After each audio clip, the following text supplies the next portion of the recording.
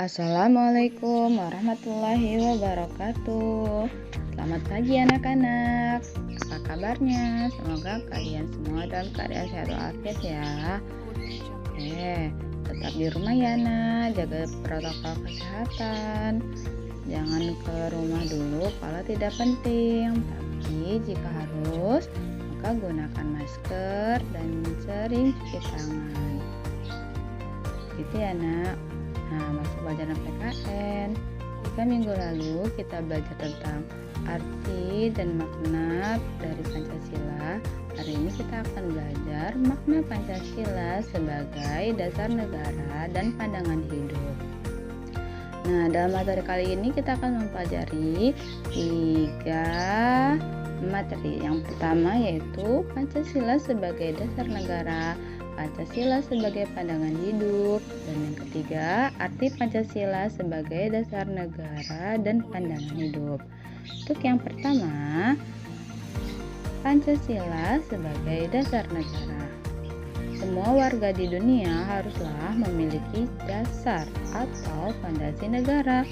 Fondasi tersebut berupa ciri, cita-cita, acuan, dan tujuan yang akan dicapai suatu negara yang tentunya berbeda dari negara lain dan bisa dijadikan tujuan, cita-cita, dan acuan yang ingin dicapai atau disebut dengan pandangan hidup bangsa dan ideologi negara.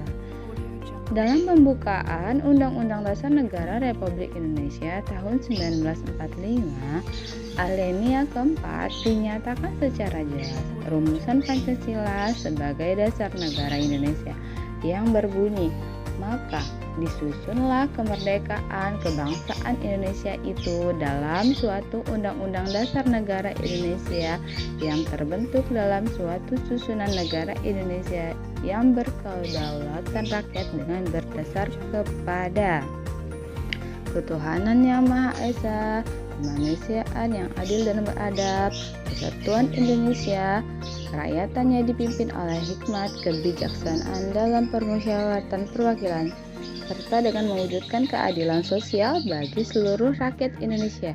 Wah, anak-anak pasti udah tahu semua kan ya isi dari alinea keempat pembukaan Undang-Undang Dasar Negara Republik Indonesia. Biasanya kita bacakan Undang-Undang Dasar itu ketika upacara ya nak, cuman karena lagi pandemi jadi kita tidak melaksanakan upacara.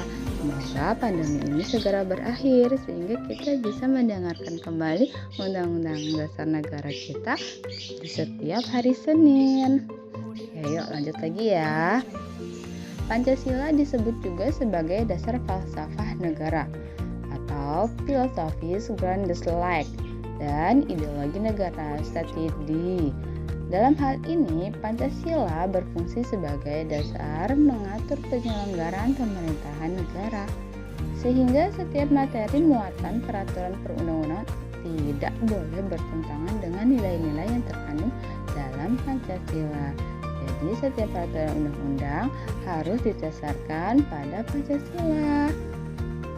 Rumusan Pancasila yang terdapat dalam alinea keempat Undang-Undang Dasar Negara Republik Indonesia tahun 1945 secara yuridis konstitusional sah, berlaku dan mengikat seluruh lembaga negara, lembaga masyarakat, dan setiap warga negara tanpa kecuali.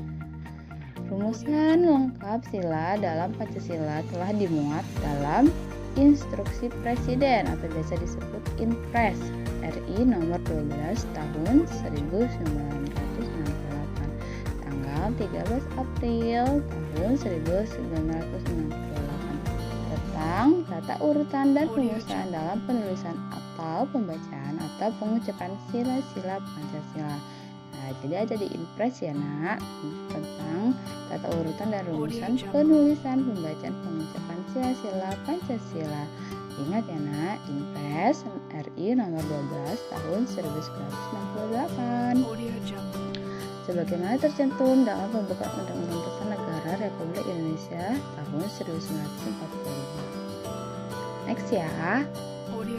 Peneguhan Pancasila sebagai dasar negara sebagaimana terdapat dalam pembukaan dimuat dalam jadi dalam pembukaan Undang-Undang Dasar Negara tadi, Pancasila sebagai dasar negara dia dimuat juga dalam ketetapan MPR nomor 18 garis miring MPR garis miring tahun 1998 tentang pencabutan ketetapan MPR nomor 2 garis miring MPR garis miring tahun 1978 tentang pedoman penghayatan dan pengamalan Pancasila atau Eka Prasetya Pancakarsa dan penetapan tentang penegasan Pancasila sebagai dasar negara. Jadi Fakta MPR nomor 2 MPR 1978 digantikan oleh TAP MPR nomor 18 MPR tahun 1998 ya nak. Nah di situ ditetapkan Pancasila sebagai dasar negara. Walaupun pada TAP MPR nomor 2 tahun TAP MPR nomor 2 MPR 1978 sudah memuat tentang pengamalan Pancasila dan pedoman penghayatannya. Nah, terus digantikan dengan TAP MPR yang baru yaitu nomor 18 TAP MPR garis miring tahun 1998. Itu ya nak. Nah, ternyata Undang Pancasila sebagai dasar negara juga ditegaskan dalam Undang-Undang Nomor 12 Tahun 2011. Kalau yang tadi TAP MPR, ketetapan MPR, yang ini undang-undang ya nak. Oke. Tentang pembentukan peraturan perundang-undangan bahwa Pancasila merupakan sumber dari segala sumber hukum. Nah, beda ya nak isinya ya. Kalau TAP MPR nomor 18 MPR tahun 98 dia tentang Pancasila sebagai dasar negara. Nah, kalau Undang-Undang Nomor 12 dia ditegaskan juga nih yang berisi tentang pembentukan peraturan perundang-undangan bahwa Pancasila merupakan sumber dari segala sumber hukum. Nah, selanjutnya Pancasila sebagai dasar negara menurut Nota Negara. Isinya di antara unsur-unsur pokok kaidah negara yang fundamental, asas kerohanian Pancasila adalah mempunyai kedudukan istimewa dalam hidup kenegaraan dan hukum bangsa Indonesia. Norma hukum yang pokok disebut pokok kaidah fundamental dari negara itu dalam hukum mempunyai hakikat dan kedudukan yang tetap kuat dan tak berubah bagi negara yang dibentuk dengan perkataan lain dengan jalan hukum tidak dapat diubah. Nah, jadi Pancasila itu bisa dikatakan juga dengan hukum fundamental ya nak. Selanjutnya yang kedua yaitu Pancasila sebagai pandangan hidup. Nah, kalau yang pertama tadi Pancasila sebagai dasar negara, yang kedua Pancasila sebagai pandangan hidup. Kita simak apa sih maksudnya Pancasila sebagai pandangan hidup. Negara agar kuat dan kukuh, negara tersebut harus mempunyai dasar negara yang kuat. Dasar negara merupakan landasan dan fondasi negara. Dasar negara juga adalah cita-cita. Dasar negara dijadikan pedoman dan arah dalam gerak langkah penyelenggaraan pemerintahan negara. Para pendiri negara Indonesia sudah mengatakan bahwa bangsa Indonesia membutuhkan sebuah dasar bagi penyelenggaraan negara. Oleh karena itu, dasar negara biasanya juga disebut dengan ideologi negara. Dilihat dari asal mula kata, ideologi berasal dari kata idea, yang artinya ide, konsep, atau gagasan, cita-cita, dan logos, yang artinya dan logos juga yang artinya pengetahuan. Jadi kalau idea tadi artinya ide, sedangkan logos artinya pengetahuan. Yang secara harfiah ideologi berarti ilmu tentang pemikiran, ide-ide, keyakinan, gagasan, atau cita-cita. Nah, di mana Bu Omi logosnya pengetahuan? Kok nggak ada tulisannya? Kok nggak ada artinya ya? Kalau ide kan ide gitu kan, gagasan atau cita-cita, keyakinan. Nah, kalau logosnya di mana? Oke, Logosnya itu kan pengetahuan artinya, berarti dia ilmu tentang pemikiran. Nah, ilmu ya, pengetahuan itu adalah sebuah ilmu. Jadi logosnya itu di ilmu. Jadi ideologi ilmu. Ideologi ada berarti ilmu tentang pemikiran, ide-ide, keyakinan, gagasan, atau cita-cita. Nah, dalam pandangan yang lebih luas, ideologi adalah cita-cita, keyakinan, dan kepercayaan yang dijunjung tinggi oleh suatu bangsa dan dijadikan sebagai pedoman hidup dan pandangan hidup dalam seluruh gerak aktivitas bangsa Indonesia. Oke, ideologi. Ideologi negara bisa disebut dengan pandangan hidup suatu negara ya nak ya, agar negara tersebut mempunyai landasan dan fondasi negara. Ya, selanjutnya Pancasila sebagai pandangan hidup sering juga disebut way of life, pandangan hidup, pedoman hidup, pandangan dunia atau petunjuk hidup. Lebih lanjut, Pancasila sebagai pandangan hidup bangsa dipergunakan sebagai petunjuk dalam kehidupan sehari-hari masyarakat Indonesia. Sikap maupun perilaku masyarakat Indonesia haruslah selalu dijiwai oleh nilai-nilai luhur Pancasila. Karena Pancasila itu sendiri kan berdasarkan jiwa dan prakasa dan karakteristik orang-orang Indonesia ya, berdasarkan nilai luhurnya.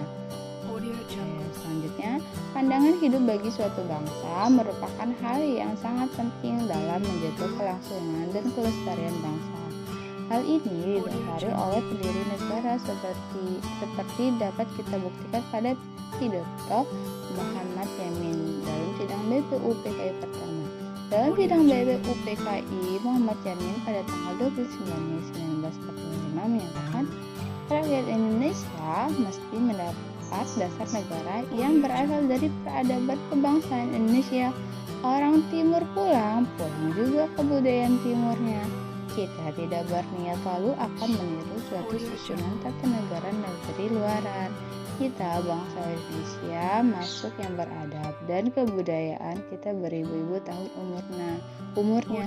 Nah, jadi maksud dari Muhammad Yamin ini, kita harus mempunyai pandangan hidup atau dasar negara kita yang berasal dari peradaban kebangsaan kita sendiri gitu. Ada orang luar atau orang timur masuk ke Indonesia dan mereka kembali ke negaranya, ya mereka bawa juga kebudayaan mereka, jadi tidak ditinggal atau kita mengikuti kebudayaan orang timur gitu. Kita juga nggak ada maksud untuk meniru susunan tatanan negara dari negara orang lain gitu. Jadi kalau jika kata Muhammad Yamin ini, sebuah dasar negara atau pedoman hidup suatu negara ya yang berasal dari peradaban kebangsaan kita sendiri gitu kan. Karena kata Muhammad Yamin, bangsa kita termasuk bangsa yang beradab dan kebudayaan dari beribu-ribu tahun yang umurnya gitu. Itu maksud Muhammad Yamin. Nah, pada saat